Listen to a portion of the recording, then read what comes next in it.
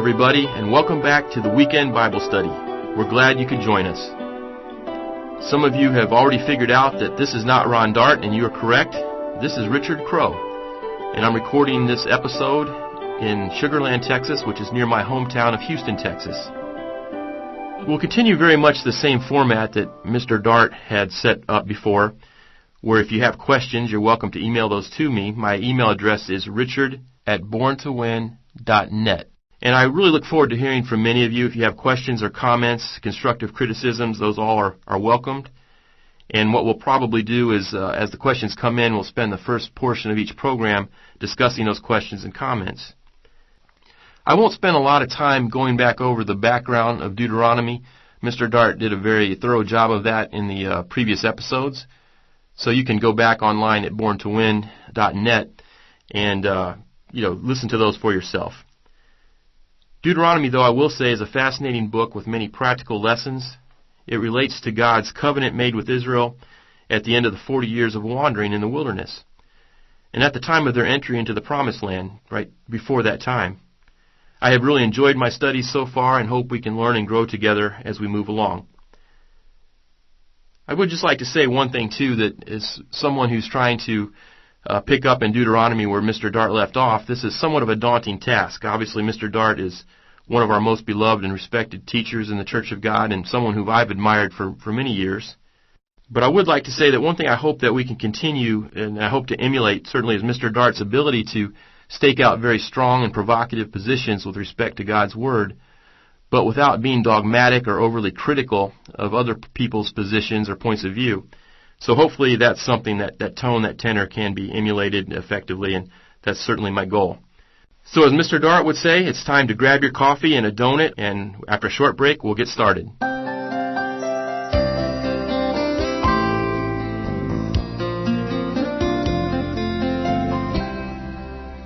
No one who has been emasculated by crushing or cutting may enter the assembly of the Lord. This is a type of verse that may seem strange to us, but it had a context. I think that this refers to someone who was intentionally made a eunuch, i.e. as opposed to someone who may have been injured or perhaps was born this way.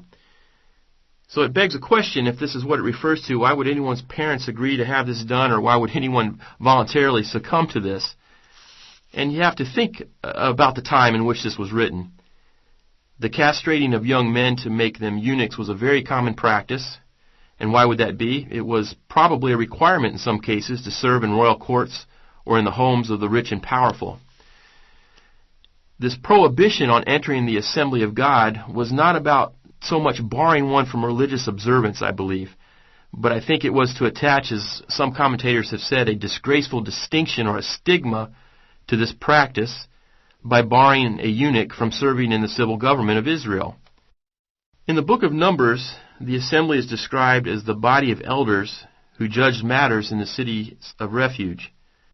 Assuming that this is a reference to a similar assembly of the Lord, I think really all that's being said here is that someone who has become a eunuch is barred from serving in civil positions. It wasn't a matter of excluding the eunuch from religious observance or from the basic civil rights of the society. It was in essence putting a eunuch largely in the same position as a stranger or a proselyte would have been in this society. And remember, strangers in this society were to be treated well. They had the same basic rights and even access to religious observance that a native-born Israelite would have, save and except for a few things, but nothing essential would have been barred to them. And I think the law was just simply intended to create sort of what some commentators have called a disgraceful distinction or stigma by barring a person from certain privileges, not rights, but the privileges of citizenship in Israel, which would have included serving in civil positions. Again, remember, strangers and eunuchs were to be given the same basic rights of due process. For instance, access to cities of refuge were provided to strangers, and they were not to be persecuted or oppressed in any way. And they had access to the same basic religious observances. In fact, Passover comes to mind as a rare exception to a religious practice for which strangers could not partake. Now, this may still seem harsh that someone would be punished, in essence, or given the stigma for something that may not have been this fault, because in most cases it would have been parents making this decision. But again, remember, it was not so much a salvational issue here. A good example is Philip and the Ethiopian eunuch we read about in Acts. That the eunuch was a proselyte and was not being kept from any essential aspects of salvation.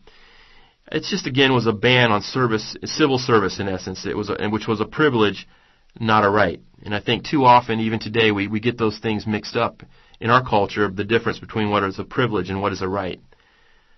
And it's simply God wanted to put a stigma, I believe, on this practice. He didn't want the eunuch culture, if you will, to develop in Israel, and he wanted to create every disincentive to parents wanting to do that.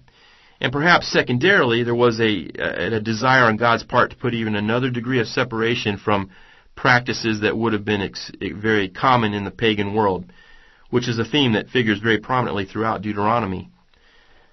Maybe a secondary lesson here might be that God values unambiguous sexual identity, especially perhaps among those who hold public office.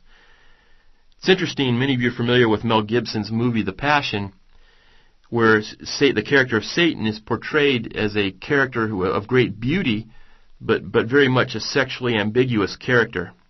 And I think there's some hint of that even in this teaching here in Deuteronomy 23, verse 1, that God wants to discourage that aspect of gender identity, that it should be clear, not ambiguous. But anyway, this is admittedly a topic that is hard to sometimes understand its application today, and it's a painful topic for me and many of the men in the audience, so mercifully we'll move on to the next verse. No one born of a forbidden marriage, nor any of their descendants may enter the assembly of the Lord, not even into the 10th generation. Now again, this seems something for us that seems harsh, or it's hard to understand what God was getting at here. But again, the intent here was not to forbid or to punish the offspring for 10 generations with respect to anything that was essential. The prohibition here was against entering into public office, which would have been a privilege, not a right, but just a privilege of citizenship in Israel. And it's an interesting phrase that's used here, the offspring of a forbidden marriage. What would a forbidden marriage or a forbidden union, what does that even mean? And we go to other parts of Deuteronomy, I think some of this is made more clear. Deuteronomy 21, verses 10 through 13, we learn that intermarriage with all strangers or foreigners was not prohibited. In fact, men were allowed to take wives from among conquered peoples, for instance, provided certain procedures were followed. But compare this to Deuteronomy 7, verses 1 through 5, where God specifically instructs the nation not to intermarry with certain tribes, but instead to utterly destroy them. It was a cultural and religious issue, not a racial one. It had nothing to do with race. It just had everything to do with God's desire to keep Israel from being corrupted by the practices and the cultures of certain peoples. Deuteronomy 22 talks about what unmarried persons who have sexual relations are required to do. Quite simply, they're required to marry. So in that situation, there would have been very few, if any, illegitimate births in Israel because persons were simply required to marry. So putting all this together, forbidden marriage or a forbidden union connotes in this context, I think, one of two things. Marriages between Israelites and persons from tribes for which Israel was told to utterly destroy. Not to intermarry with, but to destroy. And secondarily, a reference to those who were born illegitimately, which, if the laws of Israel had been followed, really should not have occurred. Now, admittedly, a stigma for 10 generations seems harsh. But God obviously had His reasons for wanting to discourage this behavior. First, He wanted to, I think, reinforce to this idea that Israel should not intermarry and intermingle with certain tribes. God just knew that certain tribes, by their nature, by their historical animosity toward Israel, would be a problem that just inevitably would corrupt the nation. And He wanted to discourage this practice, provide another safeguard, if you will. And secondarily, I think it was to discourage illegitimacy. Now, again, this seems harsh, but remember the law was not really to punish the offspring because they were simply being denied a privilege, the privilege of serving in official capacities in civil office, if you will. And that's not a fundamental right. Really, it's not essential to salvation. It's not essential to the basic rights that a person would enjoy. These laws were not intended to persecute. It didn't say that the offspring should be persecuted for 10 generations or ostracized. It just simply meant that a small stigma was attached to this practice, and it was just intended to discourage it. Now, I doubt any of us today would have the stomach to impose even much of a stigma on these types of things. But before we accuse God of being too harsh on this subject, I think it's important to ask a simple question, like with respect to illegitimacy. How much better off would the American nation be if illegitimacy was essentially non-existent or something that didn't occur often, was rare? And I think to ask the question pretty much suggests the answer. Obviously, we would be better off as a nation if fathers took responsibility for their children, and if we had much less of that occurrence. We would definitely all be better off for it. But I think something else, because this is going to come out later in the book, this idea, because I've used this term a couple of times, of fundamental rights. These prohibitions, these laws early in the book of Deuteronomy, or chapter 23, are not intended to take away fundamental rights from anyone, just simply privileges. And I use that term, it's kind of a term of art among lawyers when you hear the term fundamental right. A fundamental right is a term that we see in constitutional law that implies something that is basic, that is just essential to basic human dignity and human rights, just sort of as they're commonly understood. I'll give you an example. The courts have consistently said that the right to have a driver's license is not fundamental. There is a certain right, in a sense, to a driver's license, but it's not fundamental. States are given certain latitude to impose their own rules when it comes to driver's license and who will get one and how they'll be issued, so on and so forth. But compare that, for instance, to the 14th Amendment protections. The 14th Amendment of our American Constitution says the following in part. No state shall make or enforce any law which shall abridge the privileges or immunities of citizens of the United States. Nor shall any state deprive any person of life, liberty, or property without due process of law, nor deny to any person within its jurisdiction the equal protection of the laws. Our courts have ruled that this 14th Amendment, our Supreme Court has ruled that these are fundamental rights. And because they're fundamental rights, for instance, even aliens or strangers, non-citizens in America, are entitled to these rights. An alien in the United States, for instance, is still entitled to certain protections of due process, even though they're not a citizen. And this is very much in line with God's teaching in Deuteronomy, that the strangers are to be treated with respect and to be given the basic fundamental rights. They're not to be persecuted. They're to be given due process. So when God removes the right to serve in civil government, He's simply removing a privilege to stigmatize certain behavior, be it the practice of castrating young men to serve in the court, or the practice of entering into forbidden unions. It wasn't an issue of taking away fundamental or essentially critical rights, but just taking away privileges. Verse 3. No Ammonite or Moabite or any of their descendants may enter into the assembly of the Lord, not even unto the 10th generation. Now again, this seems harsh and begs the question, why? And God immediately answers the why, at least. Verse 4, For they did not come to meet you with bread and water on your way when you came out of Egypt, and they hired Balaam, son of Beor, from Pethor and Aram Naharam, to pronounce a curse on you. So not only did they not help when you were leaving Egypt, they didn't offer any assistance, they tried to cause mischief and tried to corrupt you.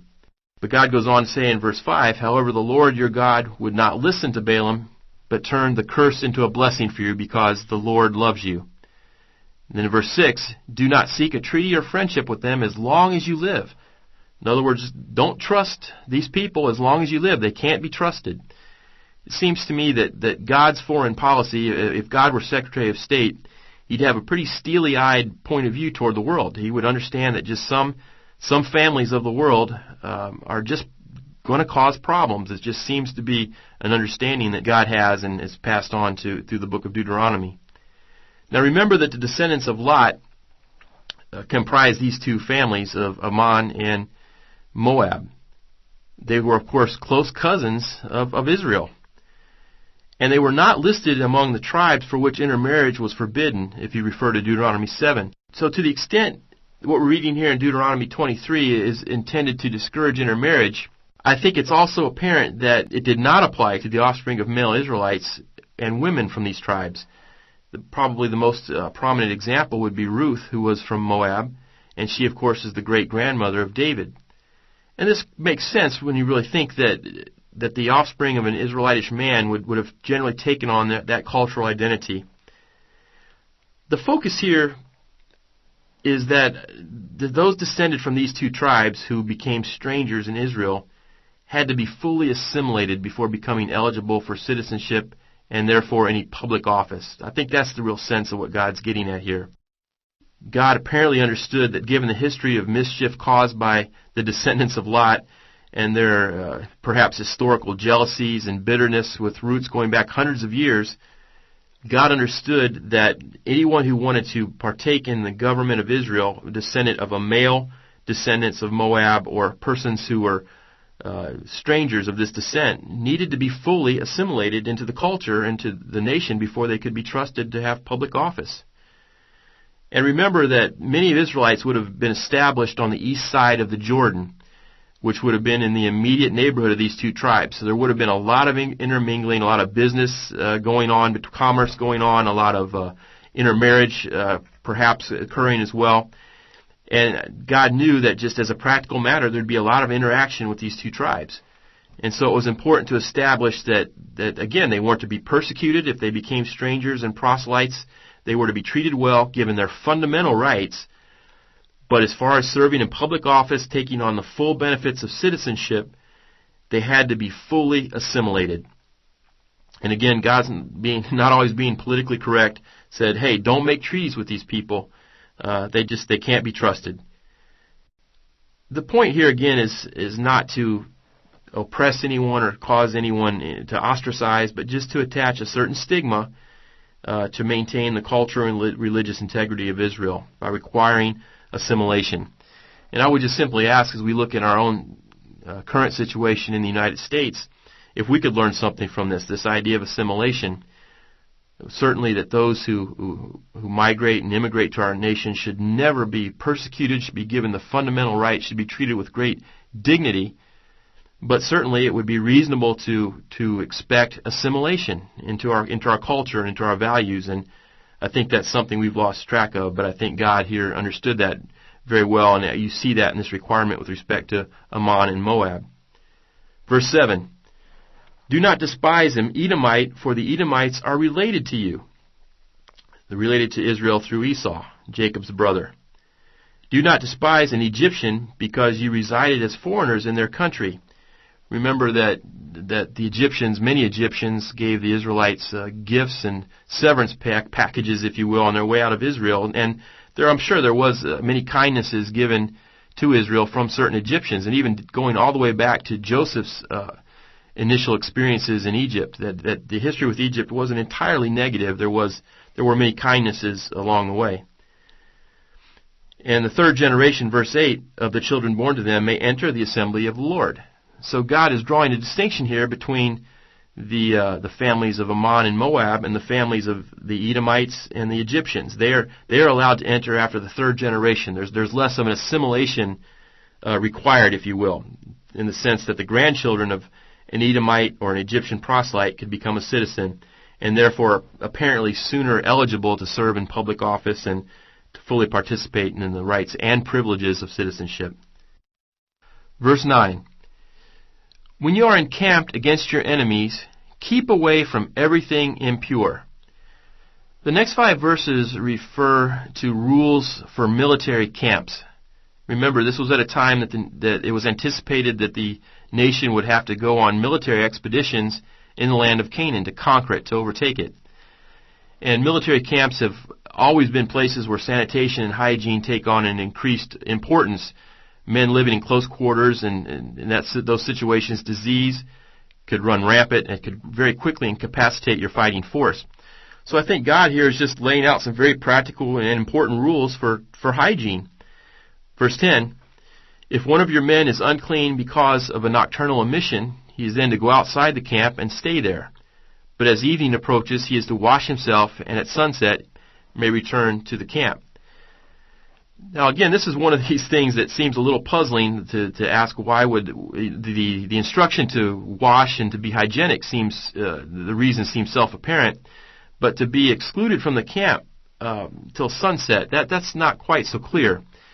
If you refer to Leviticus 15, you'll see that these instructions in Deuteronomy 23:10 very closely mirror Leviticus 15 and 16 and 17, except in that case, in Leviticus, a man was to wash himself in his garments, but was not required to go outside the camp. Now, why the difference? Well, simply put, in the Deuteronomy context, you were in a military camp. It was a communal living situation, and there would have been a need to exclude yourself, to remove yourself, whereas if the occurrence was at home, there was not a need to quarantine, so to speak. So again, why the requirement to be away for a time? Candidly, I'm not certain, but I have some ideas that we'll come to here later as we go through. Verse 12, designate a place outside the camp where you can go to relieve yourself.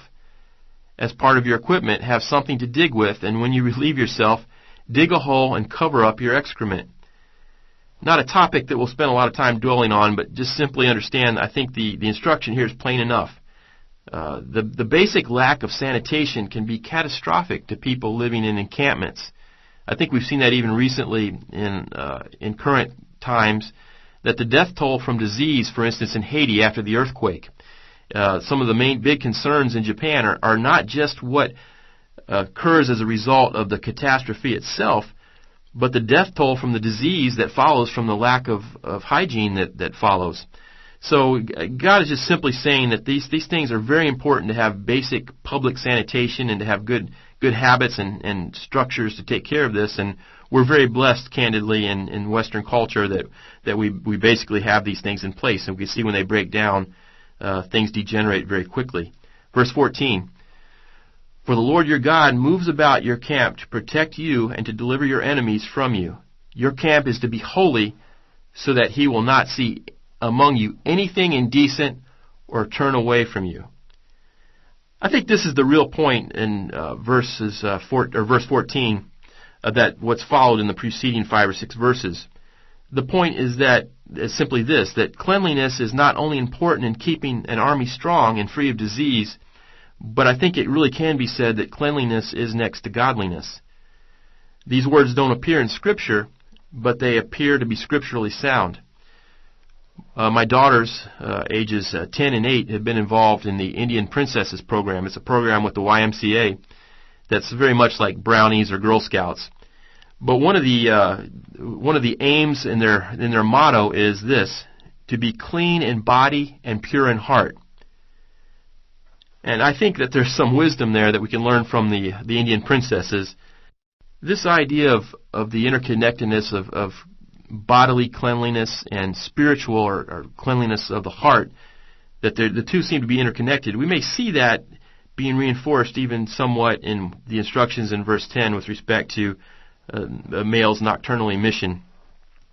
Clearly the requirement to be physically clean makes sense, but to some extent the instruction to be separated for a time may have reinforced that the idea of being clean in spirit as well. I mean, while these things would have been accidental, there also would have been still some implication, at least, that there would have been some impurity of thought, some uncleanliness of spirit that may have led to that. And God may have just wanted to reinforce the idea by a short separation. Again, nothing serious. The person wasn't to be seriously punished or ostracized. It was just sort of an object lesson, perhaps, to remind Israel of the importance of not only physical but spiritual purity as well.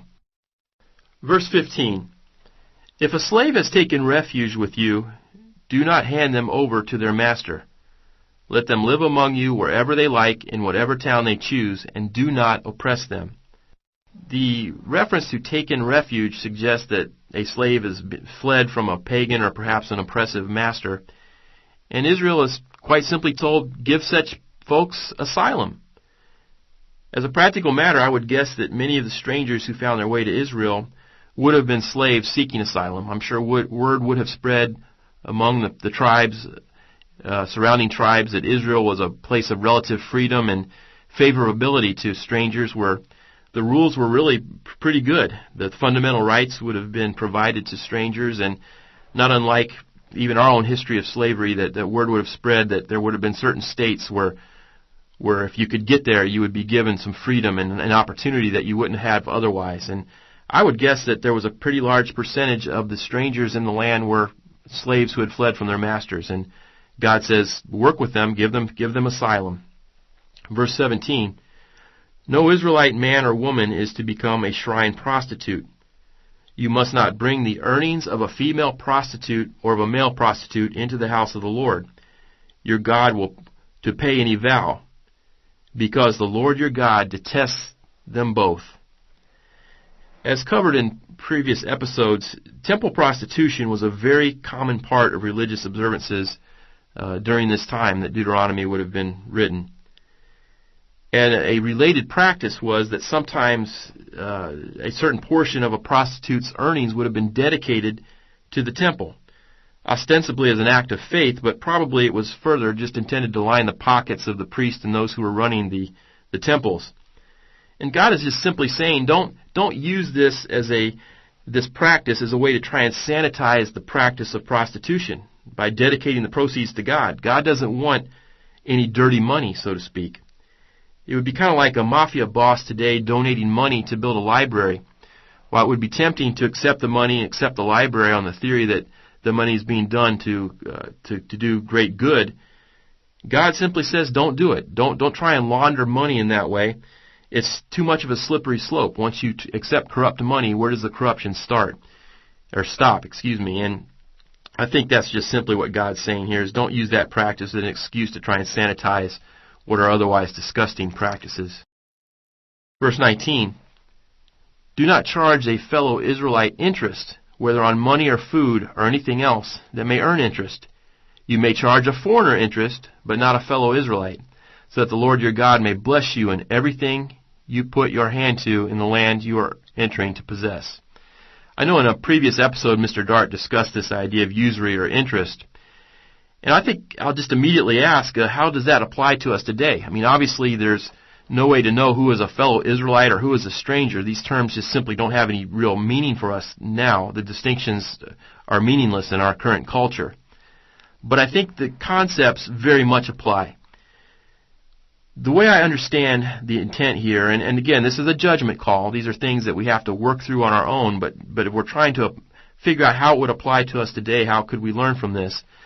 At least in my own life, what I've come to believe is that we are not to charge interest to folks when we give them what sometimes in my business we call a bridge loan, a loan intended to help someone over a rough patch. For instance, to give a loan to a family member who's maybe unemployed and they need some money for food and basic items.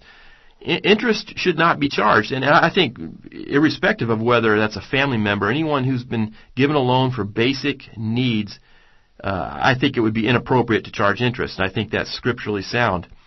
To paraphrase it, we should not oppress the poor or those who are down on their luck. But by comparison, if you're making a business loan to someone, whether they be a family member or otherwise, it would be only reasonable to partake in some of that risk, some of that reward for some of that risk, and to charge a reasonable interest. I think it's a difference between a consumer loan, if you will, a loan intended for household use, and a loan intended for business purposes. And interestingly, even in our current legal system in the United States, we draw some very sharp distinction between those different types of loans. If as a lender you're making a loan for family or personal household reasons, for instance, a loan to purchase a home versus a business loan, say a loan to purchase a commercial property, the rules are very different. The usury rules tend to be different. The amount of regulation is different. The state takes a more paternalistic approach toward consumer loans. And there's an understanding, even in today, that there's a difference practically and perhaps even morally between the two types of loans. And I think that's very clear in Scripture that God draws similar distinctions. So, you look at how this has been abused so much in our society, this whole idea of interest and usury and the lending culture. The mortgage crisis in American culture that has really caused problems really throughout the world, that has reverberated throughout the world, was at its grassroots really a problem with lenders making loans that were intended to that really never had a chance of being repaid. I'll give you, for instance, of something that I saw in my business, that lenders would loan to folks a mortgage loan to buy a home where they were only required to pay interest for a certain amount of time, and the initial interest rate was very low. But if you read the fine print of the loan, the interest rate would automatically adjust upward within a period, say 3 to 5 years, depending on the loan. And people would get into loans that with no expectation that they would be able to pay it when that interest rate adjusted up. They just assumed that they would figure it out when it happened. And this was done repeatedly, and of course it all came crashing down. And there's plenty of blame to go around. I mean, there were greedy borrowers and greedy lenders. But the point being is that this whole idea of usury should be handled very carefully, responsibly, and in no instance can you see anywhere in the Bible where there's any indication that usury should ever be excessive in any context. But it does seem that in certain contexts, I think in the business loan context, if you will, for commercial lending purposes, I don't see any prohibition against usury. And but again, that's a judgment call and something that each person would have to work out on their own. Verse 21. If you make a vow to the Lord your God, do not be slow to pay it, for the Lord your God will certainly demand it of you, and you will be guilty of sin. But if you refrain from making a vow, you will not be guilty. Interestingly, that this is thrown in verse 22, this idea that you don't have to make a vow. And implicit in that is that it may be better in most cases not to do so. And verse 23 goes on to say, for whatever your lips utter, you must be sure to do, because you made your vow freely to the Lord, your God, with your mouth. So we're not required to do this, but if you do make a vow, you better fulfill it. Now, why would this be so critical, this idea?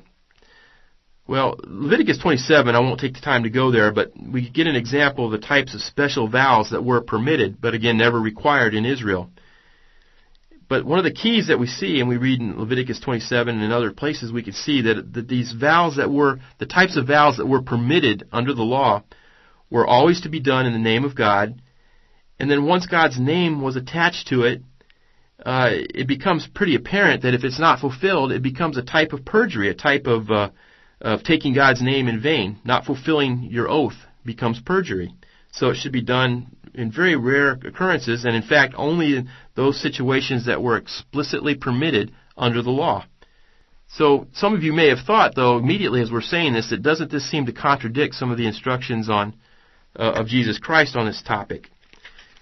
And let's go ahead and go there, because I know for sure that this question would come up, so let's try and address it ahead of time a little bit. But turn, if you would, to Matthew 5, verse 33, and we'll read verses 33 through 37. Because on its face, what we're about to read would seem to contradict some of what we just read in Deuteronomy, but we'll see that it really doesn't. Verse 33 of Matthew 5. Again, you have heard that it was said to people long ago, do not break your oath, but fulfill to the Lord the vows you have made. But I tell you, do not swear an oath at all, either by heaven, for it is God's throne, or by the earth, for it is his footstool, or by Jerusalem, for it is the city of the great king. And do not swear by your head, for you cannot make even one hair white or black. All you need to say is simply yes or no. Anything beyond this comes from the evil one. In verse 33 here, Jesus is not directly quoting Deuteronomy 23, but he's sort of paraphrasing the law respecting oaths as found in Leviticus 19 and in Deuteronomy 23. And those laws forbid, in Deuteronomy and Leviticus, in essence, forbid perjury. That is, to swear falsely by the name of God, to not fulfill an oath or to make a false affirmation in the name of God. And if you fail to perform an oath, for instance, it does become a type of perjury because it's a false oath. But two key points to remember. The law only allowed for those vows or oaths that were expressly provided for in the law, Leviticus 27 being the prime example. It was a legal practice, but only allowed under these limited circumstances. It was never intended to become a widespread practice. In Matthew 5, Jesus is repudiating something entirely different. It appears from the passage that the Jews of the day had taken up to using oaths in common everyday interactions. We get a hint of that when in the list that the laundry list of the type of oaths that were being used at the time. If you look at verse 34 again, it says, "Don't swear by heaven, by the temple, or by the earth." Well, these are oaths that are nowhere found in the law. Remember, all oaths, two things about all oaths in the Old Testament. They were limited to the type of oaths that were set forth in the Old Testament, and they were always in the name of God. And there's nothing about the name of heaven or the temple. These were just man-made customs that had evolved. And I think Jesus is simply correcting the practice of using these made-up oaths, which had become widespread. He's saying, don't do it. Just let your yes be yes or your no be no. And implicit in that is the importance of having great reverence for the name of God. When we even say, if we swear by heaven, we're still attaching God's name to it, but we're doing it in a flippant sort of manner. And Jesus is not contradicting himself in any sense here. He's not repudiating his own teaching in a sense. Because the law remains that under the law, certain vows were permissible if made in the name of God and if fulfilled. You didn't need to do so, and it probably was better not to even go down that trail, but if you did, you better fulfill it, was sort of the teaching. But Jesus in Matthew is simply correcting a corruption of the practice that had degenerated to the point that it become somewhat of a joke, and it had really begun to minimize the value upon which we should place the very name of God. So I think that the point here is just that we should not use God's name irreverently. And as a practical matter, we no longer live during an administration where the oaths permitted under the law could be undertaken. So really the impact on us when you sort of take the teaching from the law and the teaching of the Sermon on the Mount in Matthew 5 and that Jesus gave to the people of his time is that there's really probably no context in which we should swear or we would need to swear as Christian people. And it's interesting in Texas, under Texas law, and this happens to me on occasion when I'm in court or undertaking different things, that I'm asked to take an oath. But in Texas law, it's very clear that you are not required to swear that oath. If you listen carefully, the judge will always say, "Do you swear or affirm?" And it's just been my practice, my custom, to just simply say, I affirm this oath. I'm simply my way of saying, let my yes be yes. I am affirming with a yes that I will, to the best of my ability, speak truthfully. Versus swearing on the Bible, which is sort of the equivalent to sort of swearing by the temple or swearing by some man-made standard. It's just not necessary. Jesus said it's not showing the kind of reverence for God's name. And as a practical matter, we can see in our own culture just how silly it really becomes. The swearing of oaths and trials have become trivial, become trite. In our own culture, we see that. Just recently, a very famous American baseball player, Barry Bonds, was convicted of one count of a perjury-related type count. It wasn't actually perjury. I think it was obstruction of justice. He was actually convicted of. But it was very clear that these baseball players all took oaths before Congress and in court proceedings to tell the truth about their use of steroids, notwithstanding whether or not the government should have been involved in those investigations. That's another topic. But once they got involved and these men took oaths, it was readily apparent that many were not even in the ballpark, no pun intended, of the truth.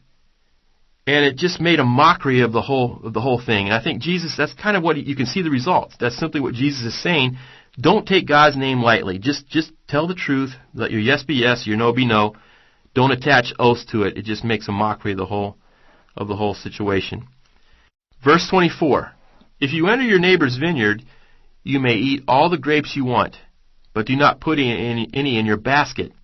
If you enter your neighbor's grain field, you may pick kernels with your hands, but you must not put a sickle to their standing grain. God had a provision that allowed people who were traveling to eat from the crops of their neighbors as they were traveling through the land, because as a practical matter, we didn't have restaurants on the feeder roads throughout the interstate highway system like we do today, and it just would have been important to facilitate travel. But the point here is that you were not to take advantage, of course, of this kindness. So I think for today we could simply say, when you go to the Golden Corral or your favorite all-you-can-eat Chinese buffet, do the proprietor a favor and no takeout boxes, please, and just to be reasonable. Don't take advantage of someone's kindness. I'm reminded of one story that I'll sort of end this session with, that I was working in an office, and a young man, this office happened to be on the first floor, and a young man came in off the street and asked to use the phone. And I happened to be up in the lobby of the office at the time, and I said, sure. So I directed him to the conference room in this office and pointed him to the phone and left. I came back about 15 minutes later, and this young fellow is still on the phone talking very loudly, and he's got his feet propped up on my conference table. And I, in a most animated way, asked him to leave immediately, which I'm grateful he did. But I think that's a good example of what it means, is that we should be accommodating to people and should help them, but that kindness should not be taken advantage of. And at this point, I won't take advantage of your kindness by dragging the session on any longer, and we'll look forward to seeing you next time.